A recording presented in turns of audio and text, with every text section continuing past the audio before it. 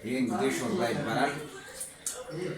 ሾርባ መጀመሪያ የታገል የተሰራ ባይታወቅም ግማሾቹ ጣሊያን የተሰራ ይላሉ። እንግዲህ አሰራሩ መኮረኒ ያለው ሎሚ በትንሹ፣ ካሮት፣ ድንች፣ የተለያዩ የቤቱ ሚስጥር የሆኑ ስፓይሶች አሉበት። ወደ ዋናው ጥቅሙ ብንገባ ሾርባ እንግዲህ አሁን ለኮሮና ማለት ማን እዚህ ጋር ለጉሮሮና ለእንትን ሙቅ ያለ ነገር ብሎ እዚህ ሀገር መንግስት አዟል። እንግዲህ በጀቱን በልደውልናል። እስቲ ሾርባ ማለፊያ ሾርባ ነው። አማኑኤል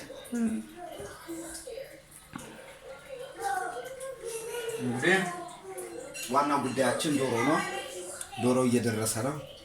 ሽክ ብሎ እየደረሰ ነው ዶሮ። አሁን ስጋውን ብቻ መጨመር ነው። ስጋውን እንደዚህ ትዘፈዝፉታላችሁ። በደንብ አድርጋችሁ ረዘም ላለ ሰዓት እንደዚህ ትዘፈዝፉትና